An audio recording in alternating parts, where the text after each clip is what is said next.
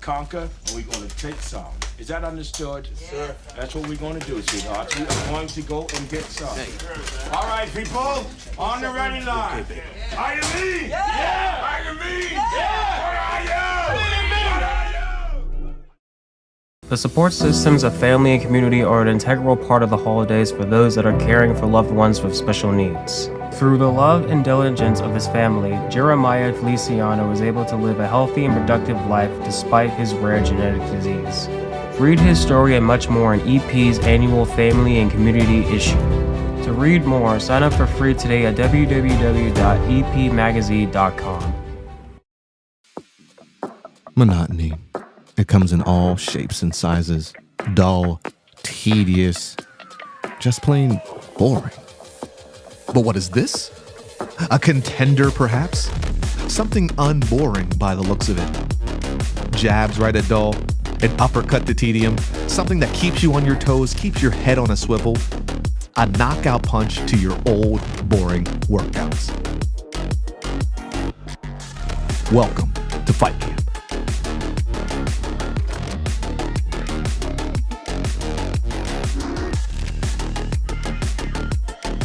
Oscar Mike Radio is a proud podcast partner of Reach Across America Radio, heard every Thursday at 11 a.m. and Sunday at 8 a.m. Eastern.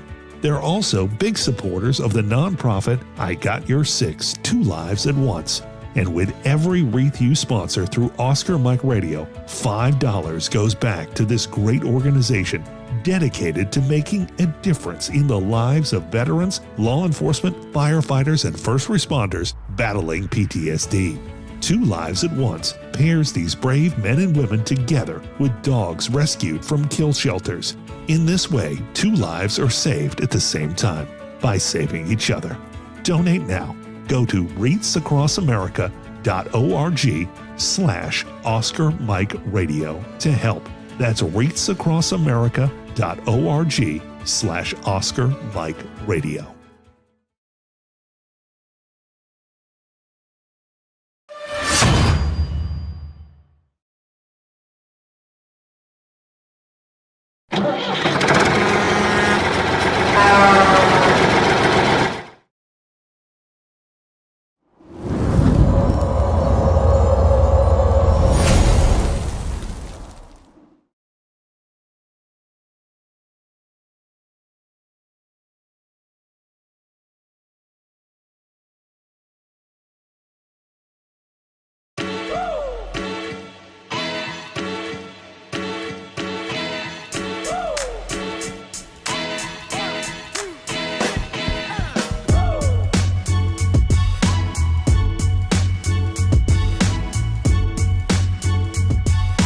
I remember a time when I was in a not so good place, and these games and these activities and being able to come and have the camaraderie that we have here, it makes me feel like I'm not alone. There are people here that have been through what I've been through. It makes me feel like I don't know, I'm part of something great.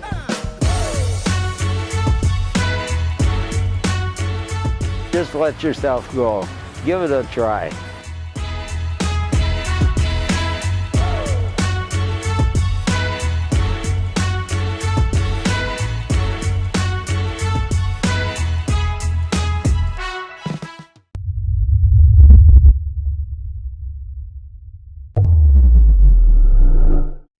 Hello and welcome again to Oscar Mike Radio. My name is Travis. I am a Marine Corps veteran and your host. Oscar Mike Radio is part of the Hubazoo Network. You can find out more on hubazoo.com. I want to thank my sponsors, Joyce ASAC of ASAC Real Estate, Army National Guard veteran Mark Holmes of Reaper's Detailing and Power Washing, and my supporters, Cason Shaving Company and Exceptional Parent Magazine. Thank you. So 2025 has started. We're off to a fast start, and I got asked to review a book, and I get asked to review a lot of books and talk to the authors about what they're doing in their story. And, they're all good. I enjoy it. But every now and then a book comes along that makes me go, whoa, this is something different. This is something that, you're not going to see everywhere at all the time, especially when you understand what the purpose of the book is. And so it's my pleasure to talk to Army veteran, author, father, William Stevens, Bill, as you prefer to be called, about his book, The Broken Mirror. Bill, welcome to Oscar Mike Radio. Thank you very much, Travis. Thank you. So you sent me the book and said, "Hey, check this out. This is my story, and it's raw and it's real." And I've heard that before, and I'm like, okay, let's see what this is all about. And I started digging into it, and I got very interested because you did a first book, and we're not talking about that one, but you did a first book about your experience in the military and the Army, and then this is kind of like the follow up to give like perspective for the first book. And right off the bat, I noticed, Bill, that this was about and not so much an apology, but like a labor of love for your daughter. So before we get into all that, and we'll come back to that, tell us about Bill, the Army veteran, and how you kind of got to a point where you decided to write this book. So first book, The Mirror, is therapeutic poetry. And a lot of my friends were saying, hey, there has to be another chapter. Like, why don't you? And I'm like, you can't do that. I got tremors in my left hand. It's not going to happen. Then my publisher, that I rebranded this year on my birthday, June 21st, said, hey, why don't you write this book about your daughter? Why don't you write this? And I'm like, it ain't going to happen. So May 4th, 2024, I'm sitting in my living room listening to some Nine Inch Nails. And it dawned on me. It's funny you mentioned that because during boot camp, Head Like a Hole was what got me through boot camp. Wow. So we listened to the really early dark Nine Inch Nails, Yeah. early Trent Reznor, and I said, you know what? I can't write this. I don't know how to write this. So I use my notes on my phone. That's how the whole thing is written, on my notes. As I'm speaking to you, the words were coming out on the screen. So I said, you know what? I'm not going to do chapters. I'm going to do entries. So periodically, I'm cleaning the house, getting the house ready to sell, and I am walking around talking to my phone, and the words are coming out. So I basically wrote like the beginning, like spoke to my phone about the beginning, what I'm going to do. And then I sat out in my garage in a rainstorm and wrote the ending of my book, like the final portion. And I'm here saying, well, I'm writing the final portion because I don't know what entries are first, So I started putting the whole puzzle piece together. And when you saw, it's all ended, it's all done for my daughter. Like I did it because like, my kid carries on my legacy of the Stevens name. And I thought I would leave something behind.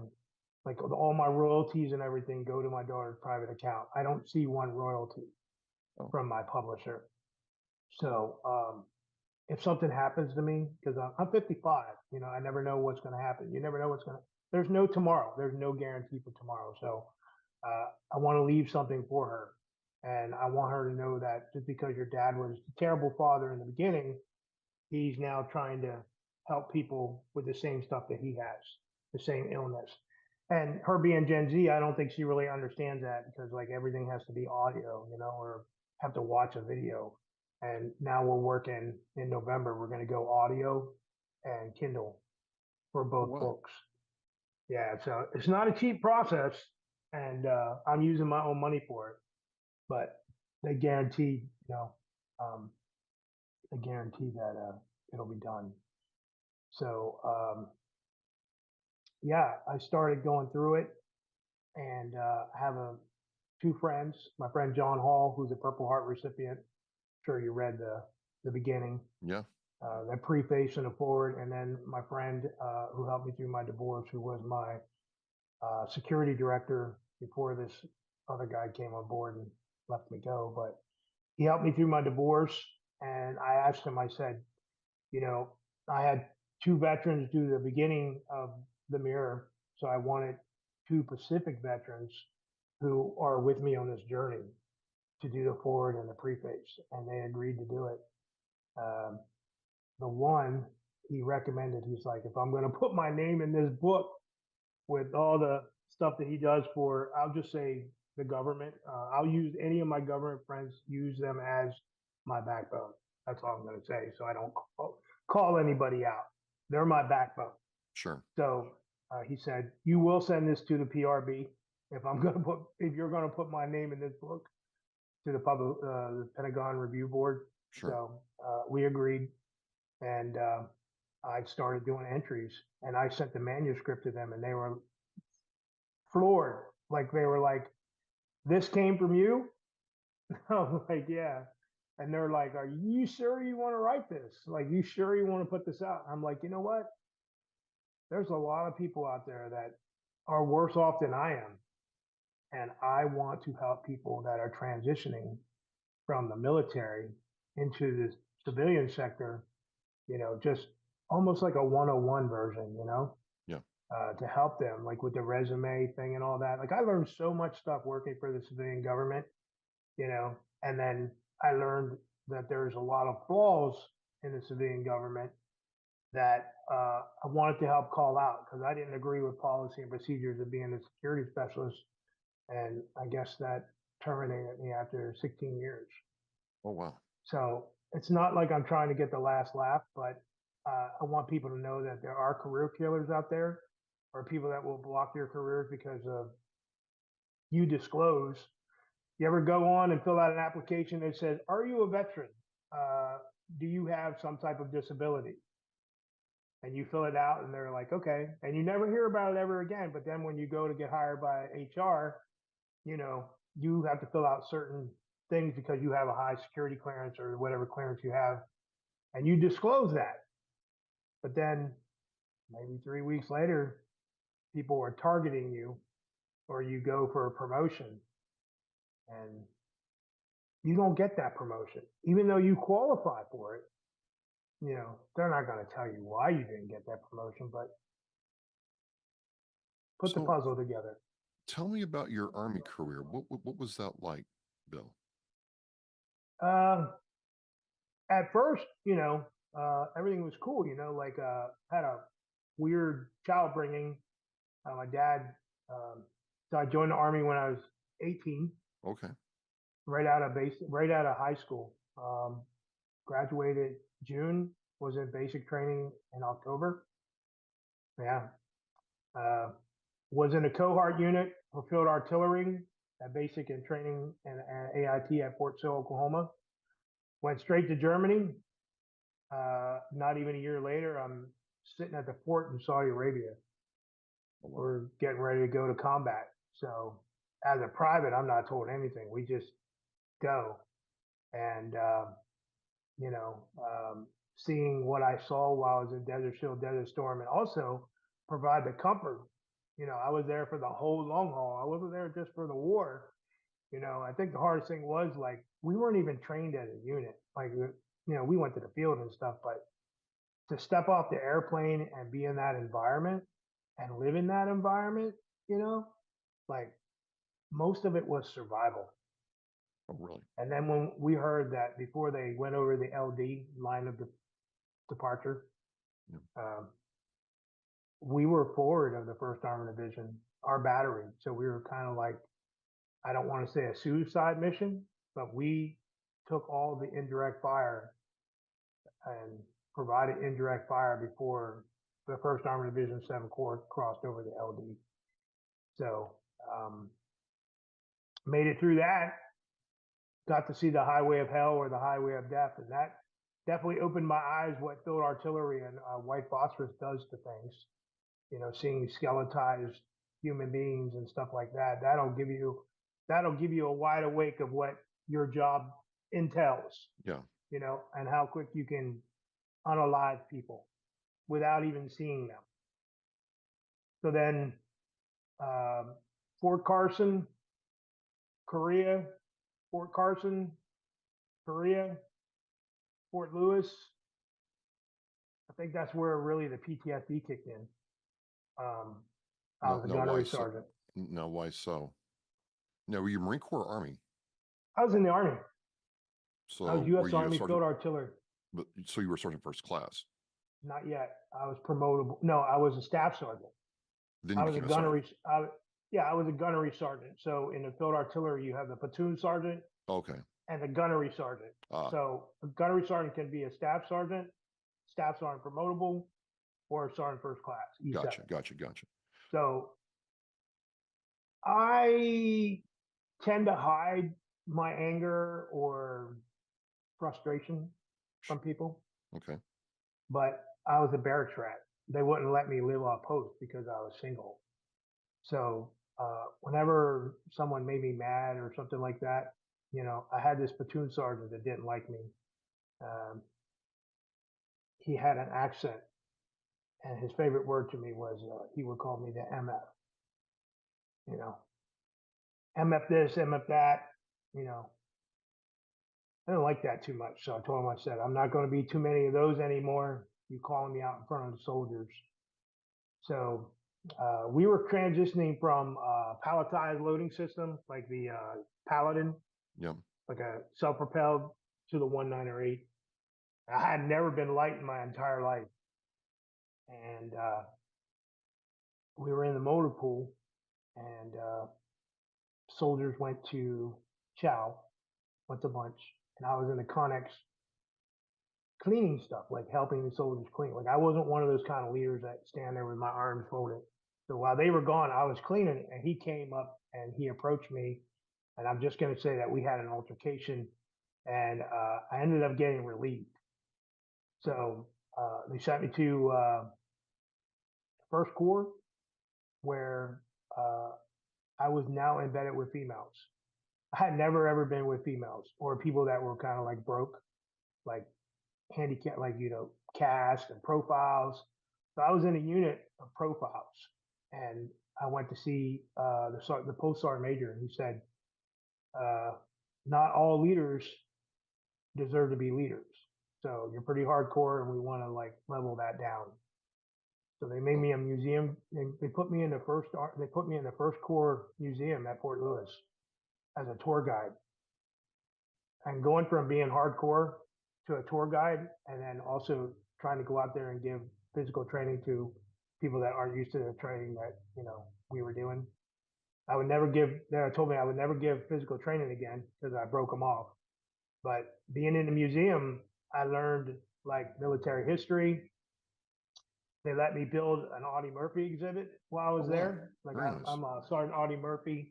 Yeah, if you go to Fort Lewis, you'll see they have an Audie Murphy exhibit because of me. And I got with the curator, and we built this thing because Audie Murphy did a lot of time at Fort Lewis. I don't know if you know that or not, but I didn't. yeah. So I'm like, we're at the Fort Lewis Museum, and they have nothing here on Audie Murphy. So they like developed this little figure and all this stuff, and so I was inducted in 1997. I was the only single staff sergeant to get inducted. Everybody else had a family, but at Fort Lewis, um, we had to represent. So at first, I believe when I came on board, the people that were working there, they were kind of like, civilian clothes. So we No. changed that we went to class Bs and stuff. So we were like tour guides. So we had to learn all the exhibits. We had to learn everything. So, and when it came time to come around for me to see about counseling, I had to go to First Corps headquarters, and I met a field artillery colonel. And I was like, who is this guy? And we sat down, we had a long conversation, and I'm like, you think this is going to hinder my career? And he's like, you think this is going to hinder my career where I'm at right now? And we were thinking, like, I'm like, so he wrote my review, and next thing I know, the promotion list came out, and I was number 62 on the list in the entire Army. Oh, out wow. of staff sergeant, and I was the only one in my battalion from that battalion I left that made the list. So I was trying to figure out. They gave me a bad NCOER for the record, but let's just say they didn't know how to write it. If it's not written properly, it's not going to go for the record. Huh. So I think God was with me on that one. So, long story short, I got promoted to sergeant first class at the museum. Got orders to go to Fort Riley. Was at Fort Riley. Saw the 9/11 thing happen on TV with my platoon. They made me a platoon sergeant. I was trying to hide all that stuff from the past, so that people wouldn't know what was going on with me in the past. Trying to be, this new image of myself. Went to multiple desert deployments at Carson and Riley and Lewis, those intrinsic action things that they call short deployments, like 3 months to Kuwait. And then that was it right there. Like we saw 9/11, and I knew shortly we were going to combat. So as a platoon sergeant, that's like your dream, take your platoon to combat. But I did not know that they had me targeted. They had a new groomed sergeant first class who was eventually going to take over my position. And I didn't know that once we were in Kuwait. But because I've already had combat under my belt, I was the only one in my platoon wearing a 1st Armored Division combat patch. Everybody else we were all in 1st Armored Division, but I was the only one. And I guess my training techniques were kind of hard because like I made my guys wear chemical suits all the time in Kuwait. Because I always knew that, that the Iraqi Republican Guard or Saddam or whatever, they're going to send biological agents once something, Yeah. So I trained beyond the standard and got an altercation with a soldier of a different color. And he took a swing at me and I choked him. I learned how to use close quarters combat while I was in Korea. I went to that course and hit him with the larynx shot. Next thing I know, I'm standing in front of the sergeant major. And he's like, well, you got a new job. You're going to be the retention NCO. So I'm like, wow, man. Here I am getting ready to go to combat, and I'm going to be a retention NCO. So I met the acting retention guy, and he is already ready, booked on a flight, go back to Kansas. And they were like, he gave me a book, like a case with a tablet in it, and a whole list of people to re-enlist. And it's like selling a product, But here I am, a jerk of a platoon sergeant that nobody liked. And then I have to go out and like cater to these kids and try to sell the Army product to them. Man, our re-enlistment numbers were down quite at first. Because when we got to Iraq,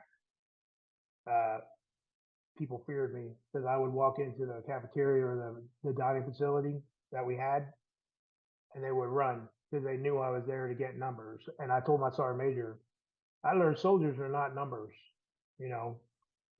sitting down with them and talking to them, and I got with my sergeant major because I was like the advisor to the colonel and the sergeant major.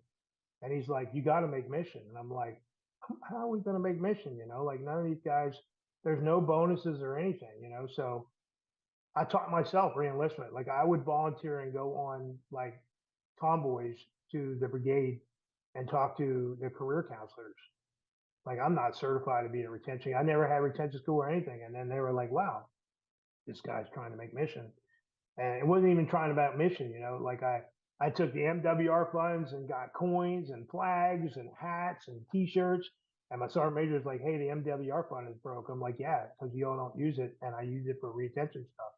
And then I asked to have an office, and they were like, you need to find your own office. And I got with contractors, whatever they are, Turkish, whatever they were.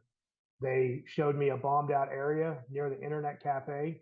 I had them run a line into the internet cafe, and I started like making my own thing. Like, I had a desk, I had an old blown up plant and everything, and some rocks and stuff people could sit on. And I said, look, if you re-enlist, we'll give you this option, and we'll try to get your job changed from being field artillery.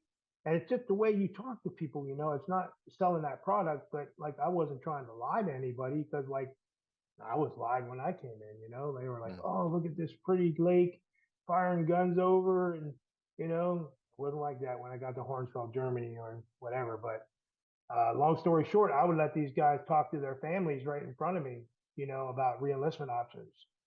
And then eventually 20,000 came up, tax-free bonus. And I was re-enlisting people left and right. And first mission I didn't make, second, third, and fourth we made. and I was 150% over the reenlistment once we left. So you were good at your job. Yeah, I was real good at my job. And then we went back, we redeployed, and then we had back-to-back deployments. And I was reaching out to the Department of the Army. I was like, look, I can't do this no more. This is like my fourth deployment. Yeah. I was like, I gotta go somewhere. And they're like, well, we found you a position in New Cumberland, Pennsylvania. I was like, what's there? I was like, New Cumberland, that's 20 miles from my hometown, Carlisle, Pennsylvania. What? So I went there and they made me observer, controller, trainer, like an advisor. So we were like advisors to reserve units, National Guard units. We would evaluate field artillery. Man, I never got to do that. They put me like, they immediately saw that I had a TS, you know, and I was working like the ops. I did all that. I helped, present stuff to the headquarters of the units. And then eventually they put me in the S2. And then finally I went to instructor trainer course and got to certify. And then I was getting ready to go out with my team. They put me on a team. We had 5 teams. They were going to put me out on a team. And then our mission changed. They were like, oh, we're moving from New Cumberland to Fort Dix, New Jersey. You're going to be training soldiers for Iraq and Afghanistan. And let me tell you what, when you got 50 Sergeant First Classes or E7s all trying to, do the same job and get that next level, you all have to work as a team because the mission is to train soldiers for combat. And we made it so realistic, like, we weren't going, we already been there.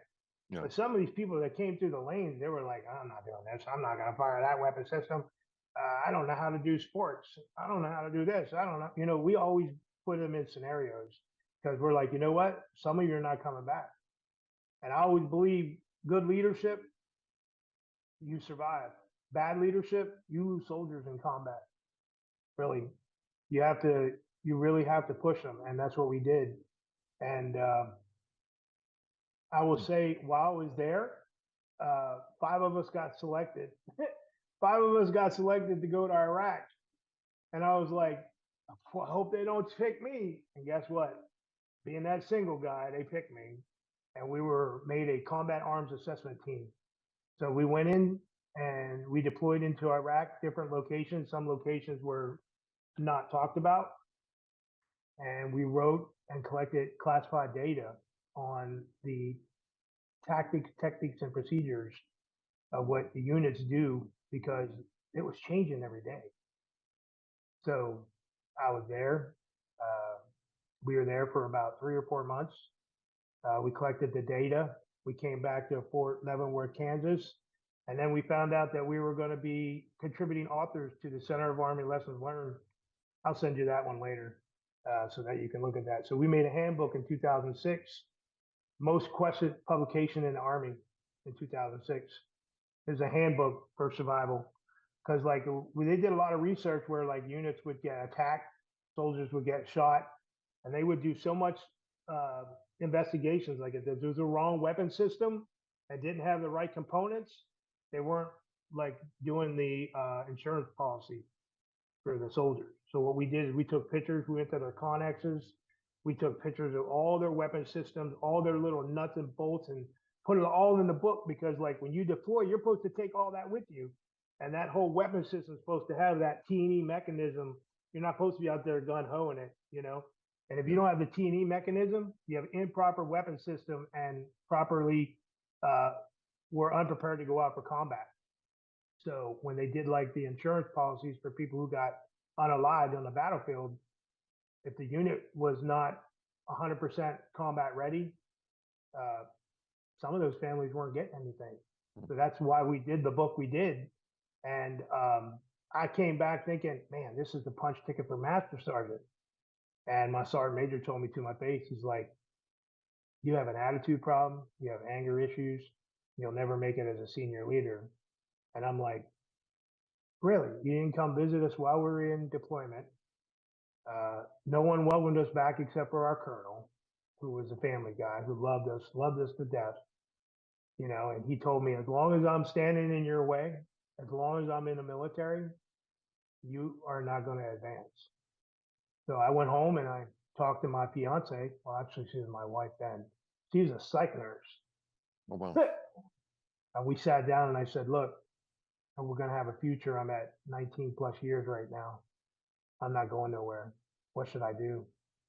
She goes, well, what is your option? I said, well, I saw there's this thing called the Wounded Warrior Transition Unit. I think it's very hard to get in, but I'm going to go and volunteer and go down and get evaluated.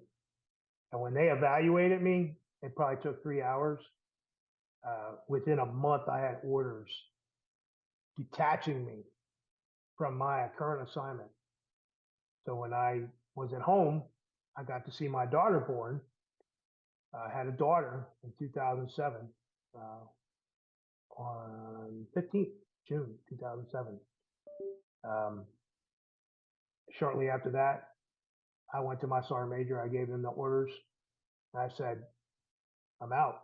And they're like, what do you mean you can't leave? I'm like, well, I got orders to go to the Wounded Warrior Transition Unit. And I left and I went to Wounded Warrior Transition Unit. And that was a rude awakening, seeing the soldiers coming off the battlefield. Wow. I think the creepiest thing, because I've talked to a few people that know this guy, I'm sitting in a dining facility in uniform because like a lot of them are in civilian clothes. It's called the guest house. A lot of people know what it is, where you go for your meals. This guy walked up. He was like in all black. He sat down. He had a hoodie on. That's why I used the hoodie thing for a reference on my 1821 platform. And I also have a hoodie on right now, so black. He sat down. He looked at me in the face and he goes, "Hey, Sergeant First Class." And the only thing I noticed about him was he had a glass eye, a black glass eye with a gold skull in it. And he said, "We've all been there. Thank you for your service." Got up and left. And it dawned on me. I'm like, I don't think I even got the rights of the soldier anymore. Like, then I started going through the therapy, or they call it training. So I was in an inpatient, outpatient psych unit at Walter Reed. And we were not allowed to use our phones there. We weren't allowed to have phones. I never went home and saw my family, maybe a couple of times during the weekends, but you had to get granted depending on your status.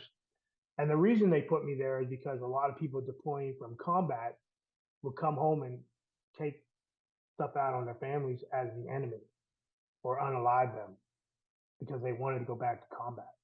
So I was one of those people that was that bad because my last tour, I didn't have a weapon. I didn't have a weapon. Our MTEL was like walkie-talkies and sunglasses. So when we got to Iraq and we fell on units, they would give us sidearms or weapons or up armor Humvees, even if we had a chance. But some of them were like our protection. And I will tell you that we fell on the Puerto Rican National Guard while we were there. And that is the most trained unit I've ever seen in my entire life. We trained them at Fort Dix. They didn't speak no English. That's why we had interpreters. When we got to Iraq, everybody was speaking English because they had just got ambushed the day prior. So all I'm going to say is when we got there and we didn't have no weapons, that was real.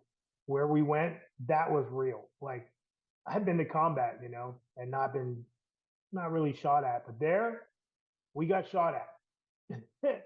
We got shot at, and these men and women knew their job. Like they knew their job.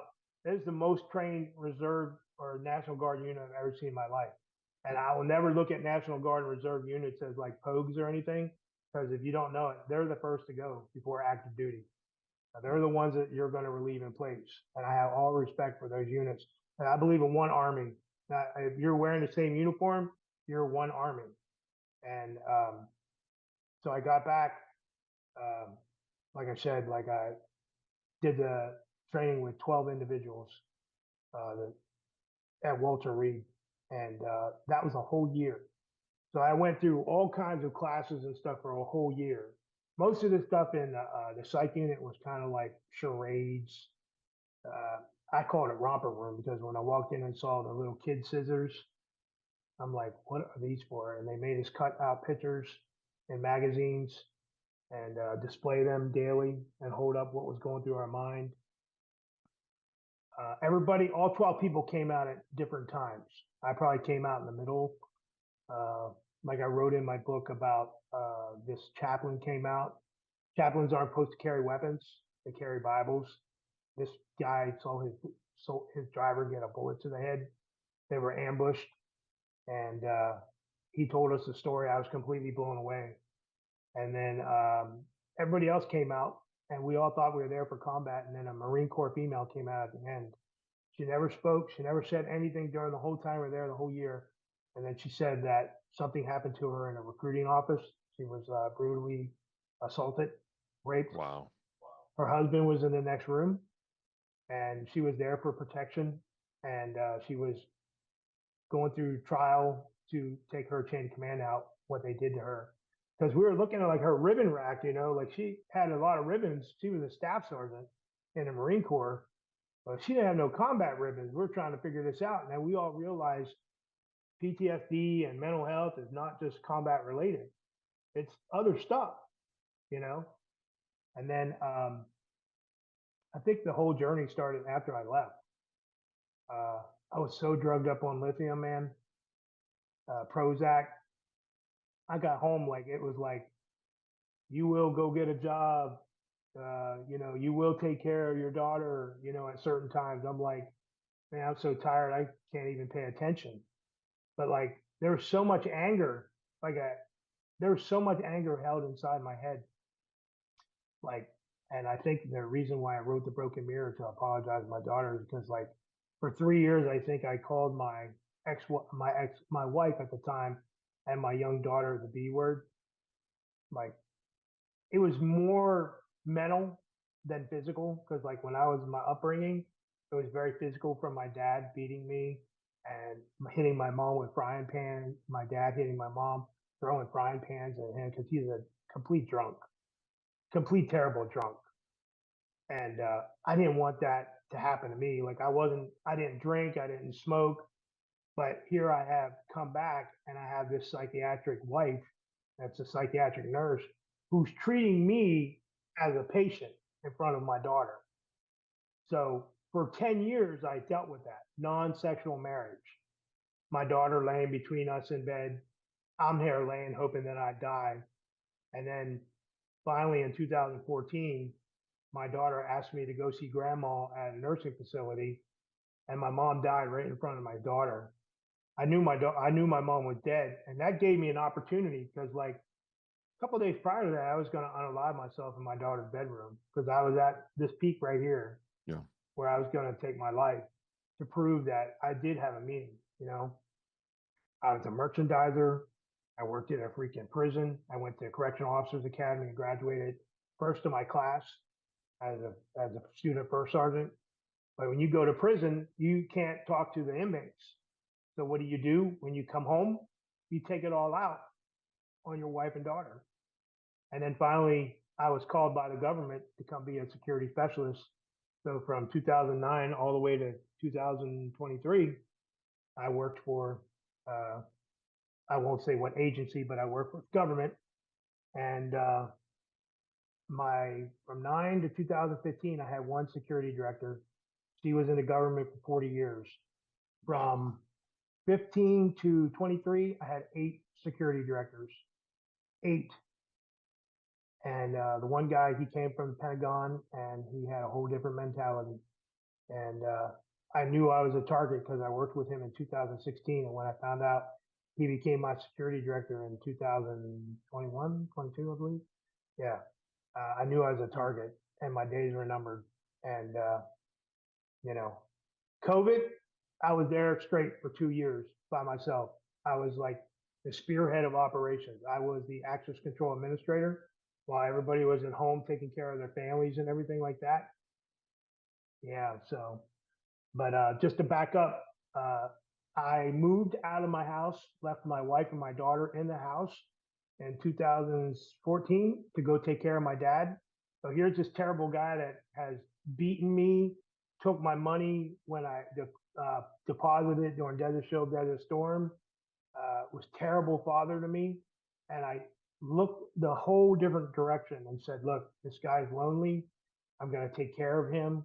Yeah. So from 14 to 17, I took care of him. And then in 17, he had a major stroke, fell off the couch. I don't blame it on myself, but I was there every day. Like I didn't have no social life from 14 to 17. I was there to take care of my dad.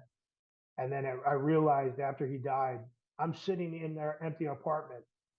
And I don't know if you've ever gone through that process where you have to sit through your parents' empty apartment and go through all their stuff to get rid of, and you find letters that you wrote when you were a private, you know, and pictures of girls that you wanted to marry back then, and they kept all this stuff. And I'm thinking, I got this manuscript. I need to put a message out because there's going to be other people that deal with this. So I wrote a book about therapeutic poetry, and it was devoted to veterans. And then my publisher went under in 2020. Book Venture got a nice old rating of 1.4 on the Better Business Bureau. So they took all my royalties along with other authors. I didn't see one royalty at all.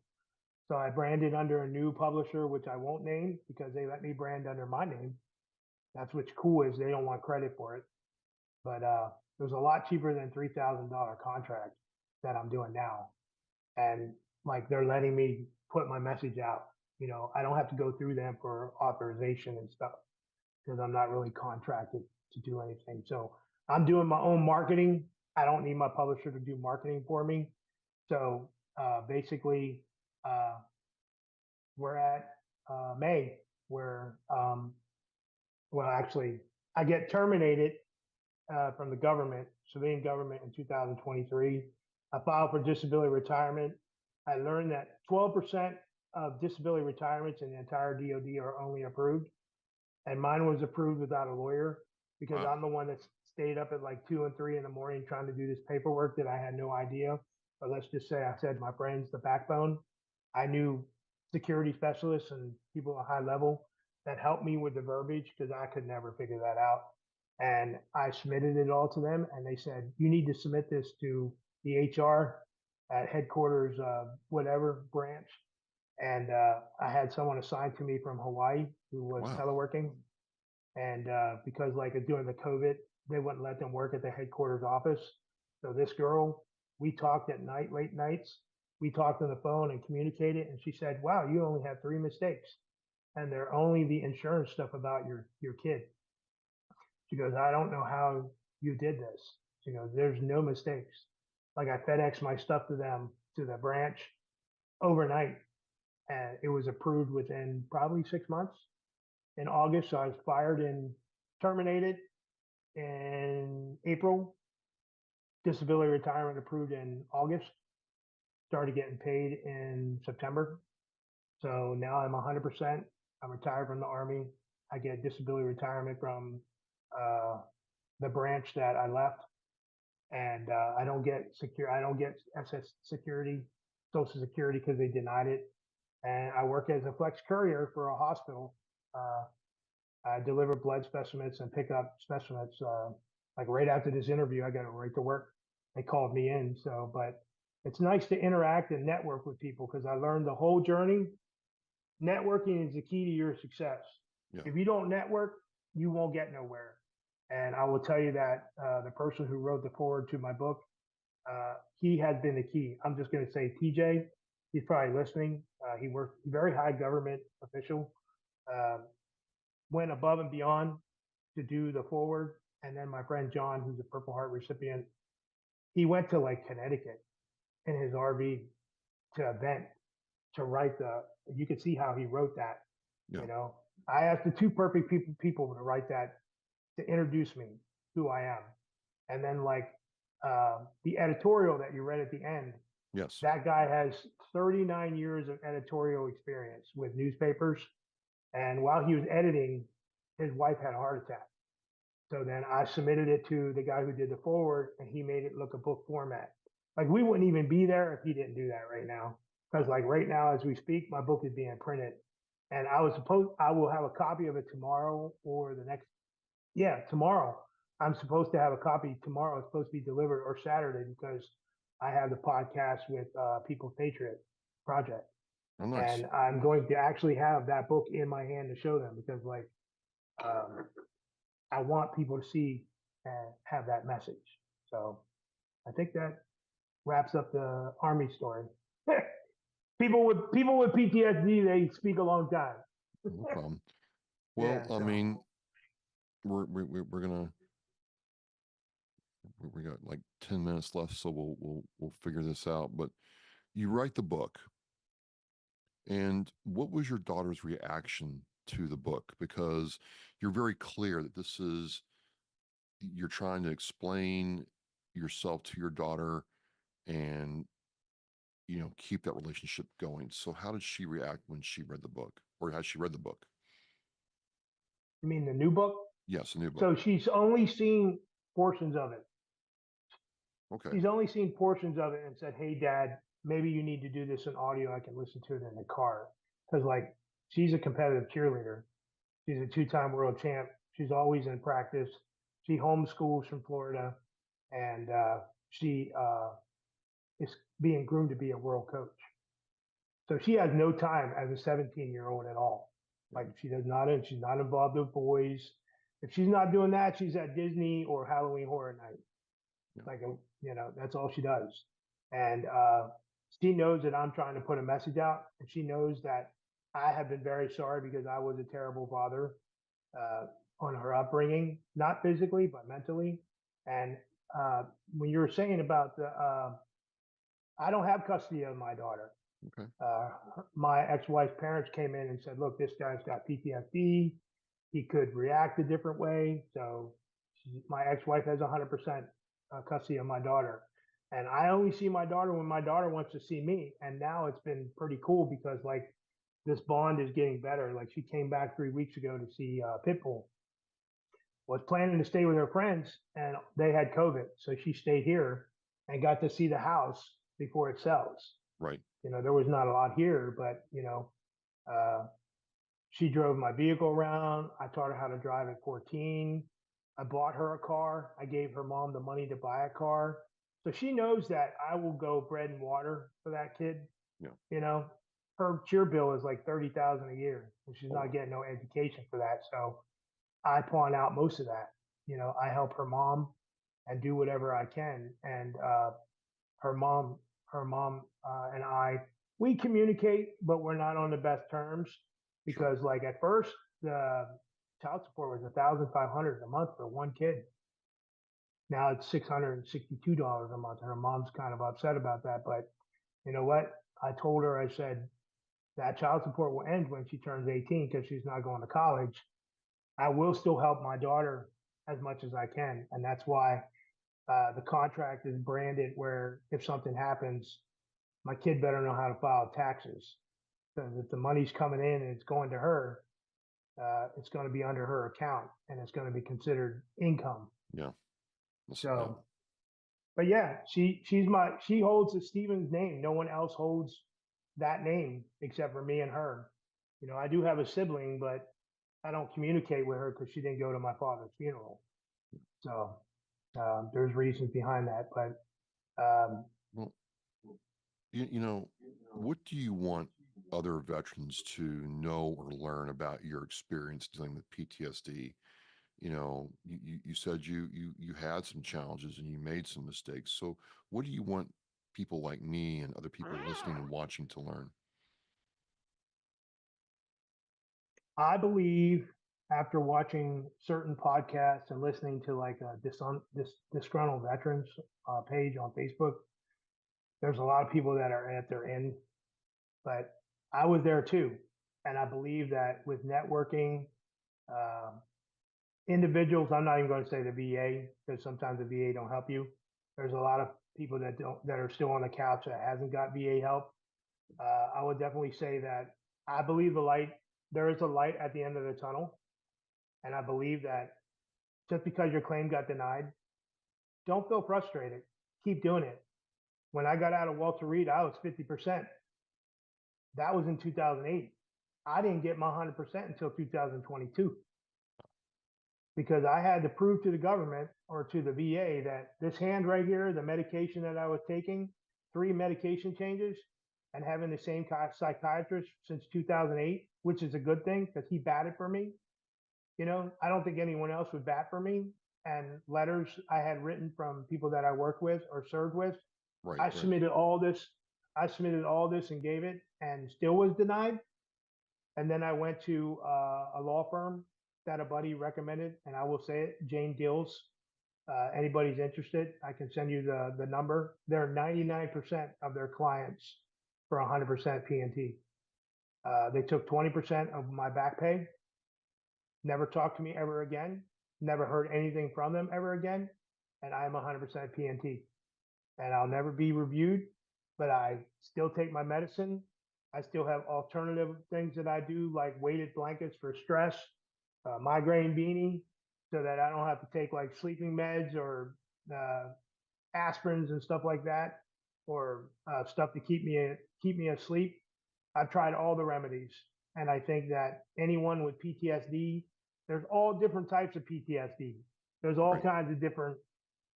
There's like 150 different mental illnesses out there, and I believe if you look them up, you'll see that there's new ones coming out every day with the stuff that's going on in this world. I'm not even going to mention that. I'm not even going down that rabbit hole, but I will definitely say that this is something to take with you.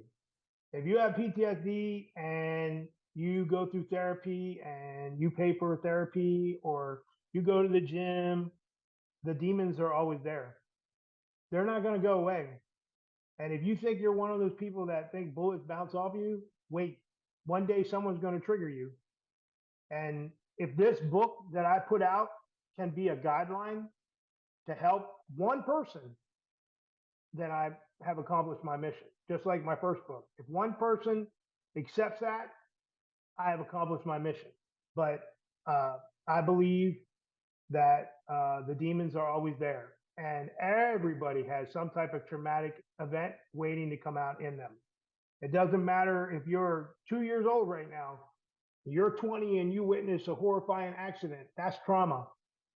And you could live with that for the rest of your life. So I don't know if me being mentally, or what is it called? Not physically, but mental to my daughter, if that's eventually going to catch up to her, because I know that she has an anger issue, her mom tells me. And she says, yeah, thanks to you, your daughter has an anger issue. She has anger problems. And I also know that my daughter has anxiety. She scratches her skin. And I know that might be from me, you know. I always say that my daughter's not vaccinated or doesn't get any shots. I think she's an anthrax baby. I got the 13 anthrax boost, and I think that's all in her. And I think that's why she doesn't get sick. Knock on wood. She doesn't get any shots. Her mom is a nurse and doesn't let her get any shots. So I believe that what I have has passed on to her, and eventually, something's going to catch up. One day somebody's going to get triggered, and I believe that, you know, even though that you feel like you're the best person, you have the best meds, long-term medication use will affect you, and it has affected me. And like I said, I've been through 3 different medication changes. I think I'm at the peak where I am now. I used to be on 3 different mood or types of medication, no longer on lithium. Don't take lithium. It has very, very major adverse effects to people. It causes major health issues. Prozac comes in different brands and stuff. Just make sure that you Google and you know what you're taking. Sometimes people are taking sugar pills and they don't even know it.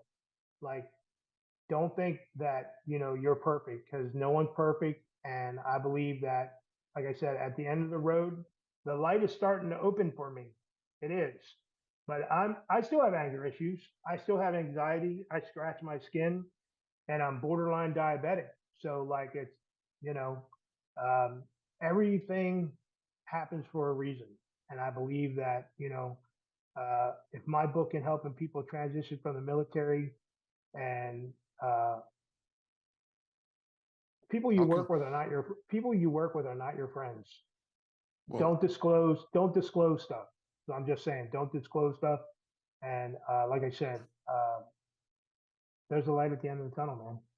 so closing this out, how can people get your book? So I've discussed with that drop is coming Halloween. That'll be the 20th year I retire from the Army. So that worked out perfect. 31 October, it will drop. I talked to my publisher. It's a little expensive, but it's the best quality. Softback is $39. Hardback is $59. Not like my first book, it's $16, but it's not the best quality. 13 days prior to Halloween, we're going to do pre-order on Amazon. We're also going to do it's called a trifecta, where like the mirror will break 13 days and show the new cover and veil it on the 13th in the evening of the witching hour on Halloween. So yeah, it'll be available on Halloween on Amazon, Barnes and Nobles, and Walmart. That's what my publisher told me. So right now, my first book, The Mirror, is on Barnes and Noble, Walmart, and Amazon. All right. So by the time this show airs, ladies and gentlemen, you'll be able to get the book either direct order or Amazon. I will have those links in the Oscar Mike Radio website post. And again, I've read a lot of books by veterans, but this one hit a little different because of what you talk about in regards to your daughter.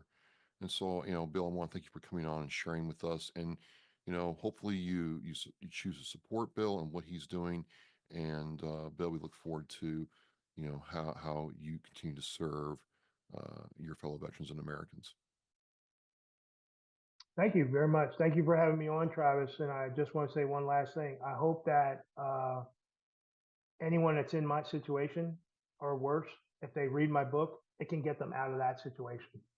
Absolutely. There's all kinds of decompressions and stuff like that, as you read in the book, on mental health and stuff like that. So it's been an honor. Remember, suicide awareness, 22 a day, Absolutely. as we end this month. So that's why I wear this hat. I wear this hat for a reason, not for, a prop.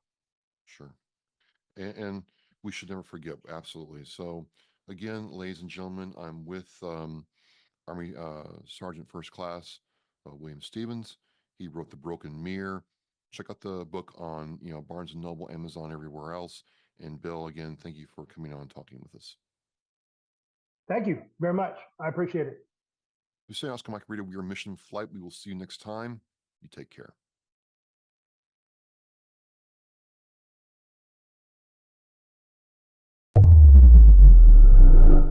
Thank you for listening and watching Oscar Mike Radio, where our active duty service members and veterans are in action and the mission is in flight. Oscar Mike Radio is an oversized load Co-Sinista One production. If you are a veteran or know a veteran who needs help, please dial 988 and press 1 for the Veterans Crisis Line.